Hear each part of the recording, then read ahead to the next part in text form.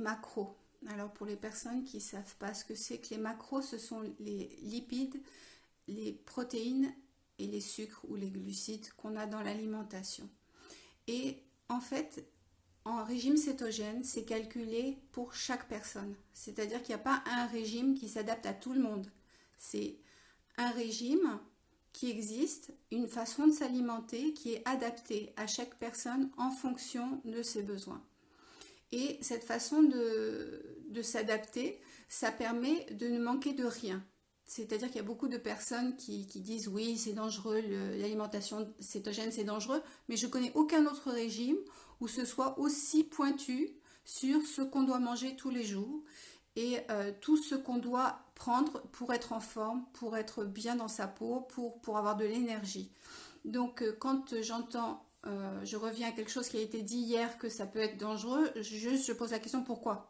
Pourquoi ça peut être dangereux étant donné que c'est fait de façon scientifique et adaptée à chaque personne.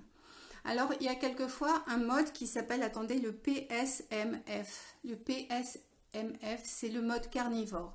Il y a des personnes qui se mettent dans l'alimentation cétogène et se sentent à l'aise avec le fait de ne manger que des produits carnivores. Pour ma part, j'ai vu un jour, alors là j'ai été épatée, un homme qui avait genre 65 ans et qui faisait du sport visiblement et qui avait le corps d'un homme de 30 ans et il ne mangeait que de la viande. Voilà, donc il y a des gens à qui ça va. Moi je suis végétarienne, donc c'est pas moi qui vais vous pousser à aller manger de la viande, c'est évident, parce que moi j'adore les animaux, donc c'est mon défaut. Donc moi je mange, oui, je mange du poisson et je prends des produits laitiers, mais je ne mange pas de viande. Donc le régime pour moi cétogène est un peu compliqué et je force beaucoup sur les œufs. Et j'adore les œufs et heureusement parce que c'est vraiment la base de mon alimentation pour pouvoir avoir toutes les protéines dont j'ai besoin. Donc voilà, et je voulais vous parler aujourd'hui de la répartition de ces macros. C'est-à-dire que on est là, on a monté ce groupe et je fais ces vidéos pour les personnes qui veulent perdre du poids. Donc la répartition ne se fait pas de la même façon qu'une personne qui serait malade et qui voudrait se soigner de, je sais pas moi, qui voudrait permettre d'améliorer son cancer, sa lutte contre le cancer ou des choses comme ça. Là, vraiment, c'est l'objectif qu'on a toutes et tous ici, c'est la perte de poids. Donc, la répartition des macros va se faire d'une façon différente et je me suis beaucoup penchée sur la chrononutrition. La chrononutrition, c'est un monsieur qui fait perdre, c'est le docteur Delabos, qui fait perdre du poids aux personnes. Et oui, le poisson est aussi un animal, je suis absolument d'accord, mais je ne me sens pas poisson. Mais quand je vois l'attitude d'une chatte avec ses chatons ou d'une vache avec son petit veau, ça me touche plus qu'un poisson. Voilà, c'est juste ça, mon problème. Donc, pour en revenir, le docteur Delabos est un médecin qui a mis au point la chrononutrition, c'est-à-dire qu'il a étudié les échanges hormonaux et durant toute la journée et de voir à quel moment correspond le mieux un aliment pour être assimilé et pour donner tout son potentiel à l'organisme, etc. Et lui, il prône les petits déjeuners extrêmement gras parce qu'on met toute la journée pour métaboliser le gras. C'est-à-dire que toute la journée, on va vivre sur ce gras. Et on donne un signal au corps en lui disant « Ouais, tu vas manger aujourd'hui. Il ne va pas se bloquer le corps là. Il va être open. Ouais, on lui donne du gras. Pourquoi il va mettre en marche ses cellules dans son cerveau pour dire « Attention, c'est la guerre, fais du stock. » Non, là c'est bien, il y a du gras. Donc on prend le gras et puis toute la journée, toutes les hormones, tous les échanges qui doivent se faire se font avec le gras du matin. À midi, il dit qu'il faut manger dense, c'est-à-dire qu'il faut manger de la viande, des choses qui sont assez compactes et qui tiennent au corps. Et en revanche, le soir, il dit qu'il faut manger léger, c'est-à-dire qu'il faut manger des légumes vapeur, pas de gras, parce que ainsi, quand on dort, j'en ai parlé hier, l'hormone de croissance va se mettre en route. Il n'y aura plus de gras dans le corps puisqu'il aura été éliminé dans la journée et qu'il aura servi dans la journée. Et le soir, en revanche, quand vous allez dormir, eh bien, votre hormone de croissance va utiliser votre propre gras et vous allez mincir en dormant. Voilà, c'est ça la chrononutrition. Et moi, j'ai tendance à vouloir l'appliquer aussi au keto. C'est-à-dire que de manger gras le matin, pour pas, d'une part pour pas avoir faim, d'autre part pour pas bloquer le corps. Et ensuite à midi de bien manger. Et pour ma part, je pense, là je rejoins les recherches du docteur Fong qui dit que quand on veut perdre du poids, il faut endormir l'insuline. Et bien à ce moment-là, de ne pas manger le soir. Parce que de toute façon, on n'a pas faim, parce qu'on a bien mangé le matin et on a bien mangé à midi. Et le soir, normalement, on n'a pas une faim terrible. Et je crois que le docteur Fong, il disait que de grandes... plages sans manger permettent à ce moment-là à l'insuline de dormir et son hormone antagoniste de se mettre en marche pour aller vider les cellules de gras.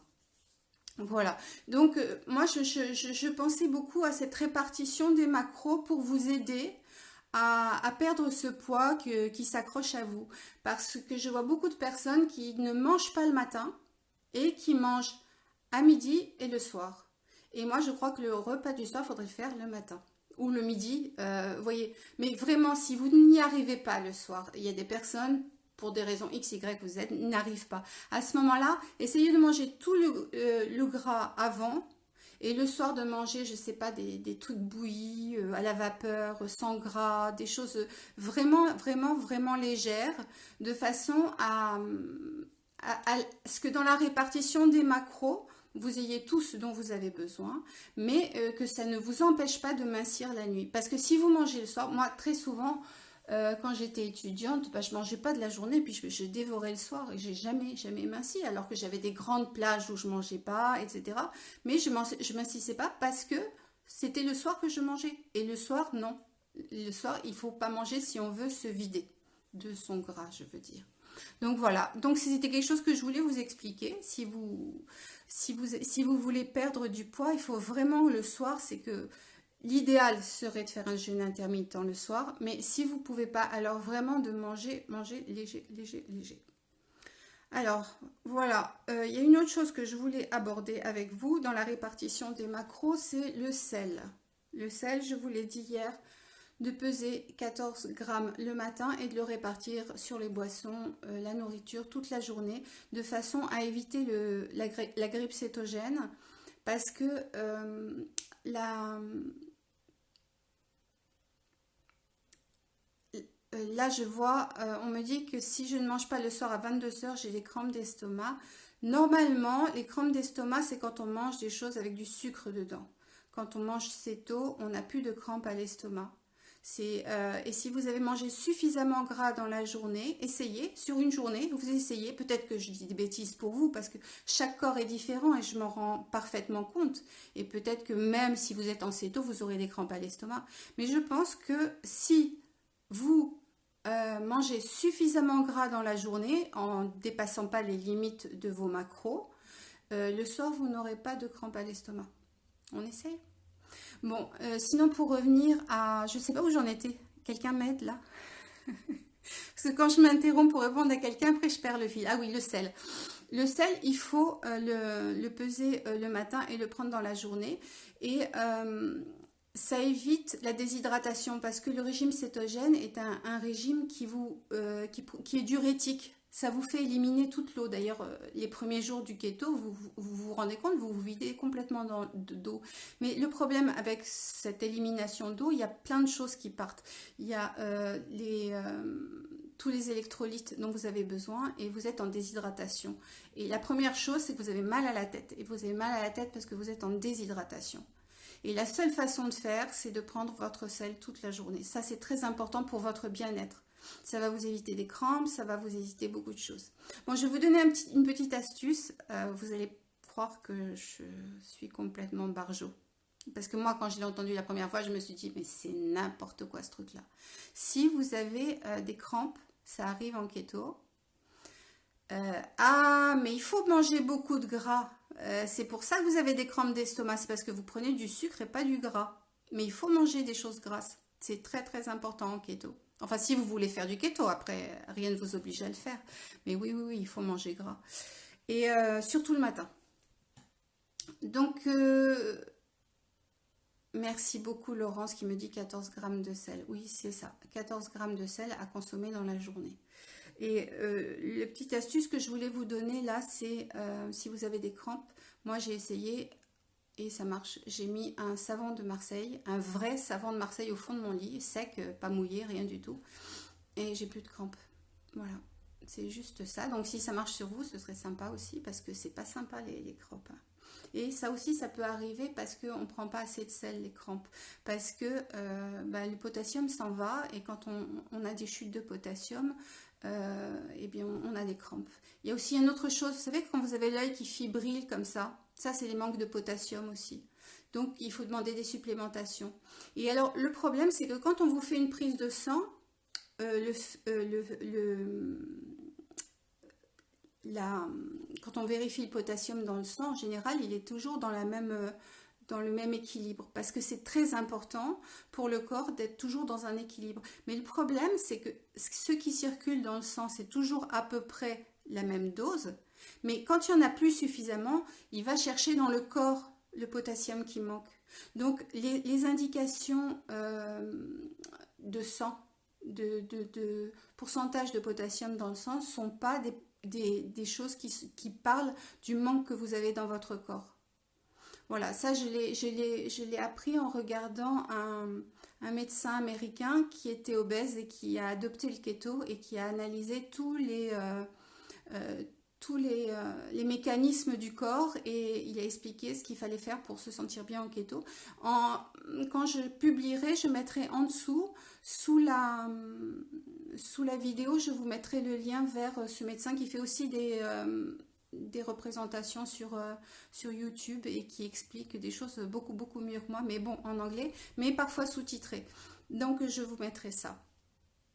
Ensuite, je voulais vous parler aussi des fat bombs. On entend beaucoup parler des fat bombs, c'est-à-dire ces espèces de boules de gras qui sont en même temps des douceurs au chocolat, au beurre de cacahuète, des choses comme ça, qui sont vraiment très très grasses. Alors ça, quand on veut mincir, non, c'est pas possible.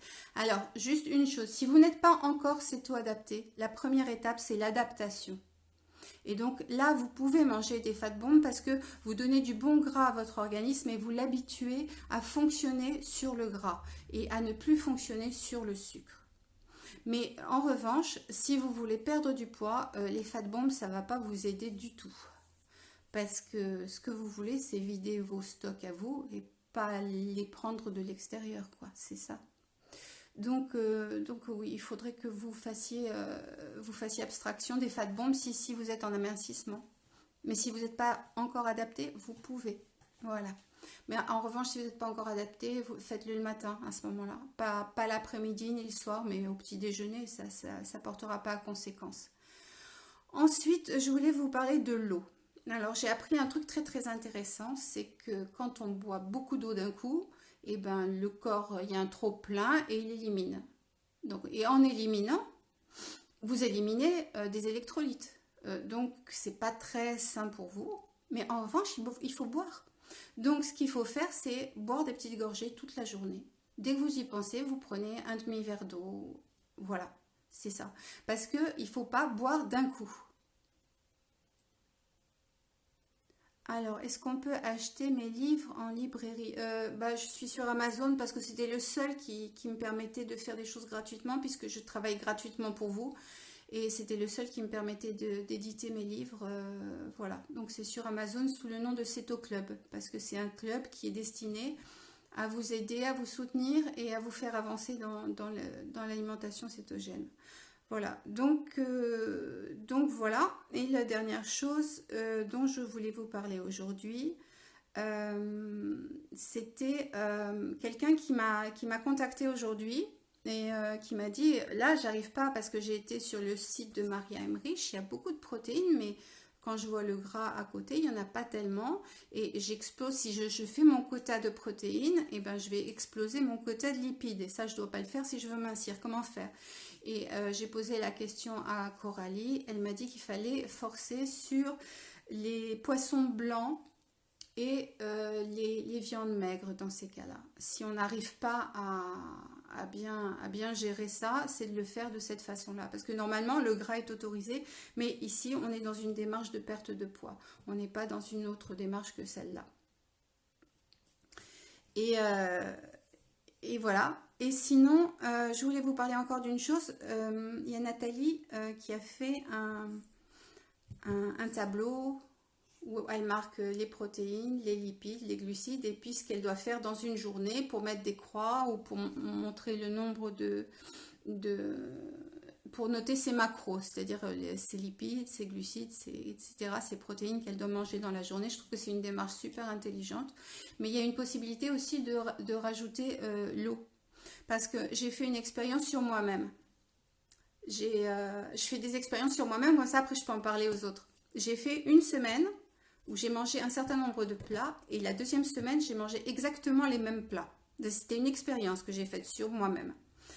La première semaine, je buvais un peu, pas plus que ça. La deuxième semaine, je buvais 2 litres et demi. Et bien la deuxième semaine, j'ai perdu 600 grammes de plus que la première semaine. Voilà. Alors, il y a un truc, c'est que quand j'avais cherché, j'avais vu ça, c'était très amusant de savoir où va le gras quand on maigrit. Parce que bon, quand il arrive, on sait où il va. Enfin, ça se voit. Et bon, c'est pas... Mais où est-ce qu'il va quand on maigrit? Eh bien, il part sous forme d'urine et sous forme de respiration. Donc, voilà. C'est un truc très très particulier. Et donc c'est important de boire et c'est important de bien respirer. Voilà. C'était tout pour aujourd'hui. Est-ce que vous avez des questions particulières? Voilà, je vous ai parlé de la répartition des macros, de l'eau, du sel, des fat bombs. Ah oui, je ne sais pas si j'en ai bien parlé du régime carnivore. Oui, j'en ai parlé, mais bon, il y a deux options quand vous choisissez sur le calculateur de Maria Emmerich, vous pouvez choisir PSMF ou celui qui est à côté. Moi, j'ai choisi celui qui est à côté parce que je ne pourrais pas faire un carnivore comme ça. Alors, les menus, vous pouvez trouver des menus. Il y avait une personne... enfin plusieurs personnes qui se sont réunies avec moi pendant 3 semaines et c'était aussi pour une perte de poids. Et ces personnes ont noté tous les jours ce qu'elles mangeaient pour faire des menus et elles me les ont donnés et avec ces menus il y a le nom, il y a le nom de la personne et puis ce qu'elle a perdu comme poids cette semaine-là en mangeant ce qu'elle présente. Et ça c'est sur le site de la tendresse en cuisine, vous marquez menu et il y aura plusieurs sortes de menus, vous choisissez et il y a à peu près 90 menus différents pour la perte de poids. Et alors quelle appli utiliser pour les macros? Il y a macro, après il y a Zio, mais moi je travaille pas avec les macros en fait. Moi, ce que j'avais demandé, c'est Coralie qui m'avait fait mon plan de nutrition. Et donc, elle me disait, là, tu manges ça, là, tu manges ça, là, tu manges ça. Puis, en suivant ça, je maigrissais. Donc, j'ai pas fait avec un truc comme ça. Donc, c'est pas moi qui pourrais le mieux vous renseigner. La seule chose que je sais, c'est que si vous voulez avoir des macros d'un aliment, vous allez sur Cical. Ah, et les desserts. Bon, moi, je suis pas contre les desserts keto, hein, pas du tout. Mais voilà, surtout au début, je suis pas contre parce qu'il y a des gens qui disent oui, il faut se sevrer du goût du sucre et puis après vous y reviendrez. Je dis mais ouais, mais à partir du moment où tu te sèvres, pourquoi tu vas y retourner si tu penses que c'est pas bien? Moi, je pense complètement différemment. C'est-à-dire que je pense qu'au début, si on est un bec très sucré, qu'on aime beaucoup beaucoup manger des choses sucrées, et ben faire des choses sucrées keto pour pas craquer. Et puis petit à petit, le goût du sucre il disparaît. Maintenant, je peux passer des journées sans manger sucré. Alors que tous les jours, avant, je faisais des gâteaux, des biscuits, je mangeais des glaces, des chocolats. Enfin, je veux dire, c'était de la folie ce que je mangeais de sucre, de goût sucré. Donc moi, je suis pas du tout contre ça. Et je trouve qu'au contraire, on craque pas, on est content. Les mangez pas le soir, c'est tout. Et puis il y a aussi autre chose, souvent elles sont faites à base de farine d'amande ou de poudre d'amande et la poudre d'amande bloque certaines personnes. Donc je parlerai une autre fois des choses qui bloquent le keto. C'est bien Hélène à mes livres, je suis très fière, merci Hélène. Donc voilà, je vais vous parler la prochaine fois peut-être des choses, ou alors si vous avez quelque chose, une question, là vous pouvez intervenir, vous pouvez... Et alors pour les desserts, j'ai oublié Hélène, sur mon blog, il y en a des vraiment très très très bons. Je pense notamment à un chocolat mascarpone que j'ai inventé qui est super bon. Les autres, c'est plutôt des copies, c'est-à-dire qu'au début, il ne faut pas essayer de reproduire une recette que vous connaissez en keto parce que ça va pas être bien.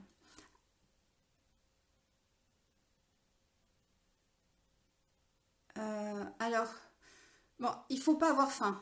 Si vous avez faim, alors là j'ai une personne qui me dit qu'elle teste les deux repas matin et midi et elle a très faim ce soir. Donc là, le signe c'est qu'il n'y a pas eu assez de gras mangé, il n'y a pas eu assez de gras. C'est ça le truc. Donc demain, ce soir, il faut pas avoir faim parce que la faim c'est un truc qui bloque. Vous mangez des œufs durs par exemple. Les œufs durs, c'est des protéines, le corps va mettre un peu de temps à les digérer, c'est sain, c'est simple, ou alors une omelette, ou un truc comme ça. Ou, attendez, afficher plus, il faut que j'affiche plus.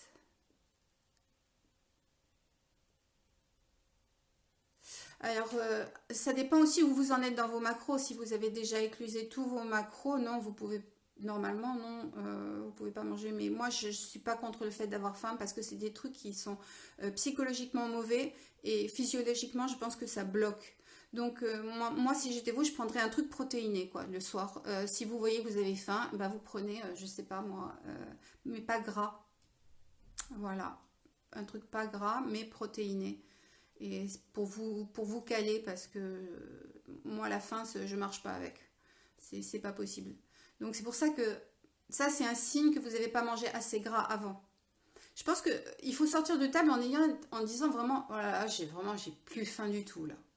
J'ai vraiment plus faim. Et les macros, il faut toutes les manger dans la journée en ce qui concerne les protéines. Bon, les glucides, les lipides, c'est des limites. Mais c'est pour les protéines, il faut vraiment y arriver parce que ça entretient votre masse musculaire. Donc, voilà, donc toutes les macros, si vous faisiez qu'un seul repas par jour, il faudrait que vous mangiez toutes vos macros de protéines à ce repas-là. Voilà. Le skir, moi je sais pas, j'aime pas ça du tout, du tout. Je trouve ça très mauvais, je trouve que ça ressemble à du plâtre. Mais bon, ça c'est une question de goût personnel. Bah, si le skir c'est pas gras, vous pouvez, mais regardez qu'il n'y ait pas de glucides dedans non plus. Je sais pas, je connais pas la composition de ce truc-là. Mais j'aime pas. Alors voilà. Bon, bah, je vous dis à demain. Merci d'être venu parce que bah, sans vous, ça aurait pas de sens. Et moi, vous savez, je m'accroche et je fais bien mon truc grâce à vous parce que vous êtes là et je dis, bah, je dois rendre des comptes là. Donc, donc merci d'être là et je vous embrasse et à demain. Au revoir.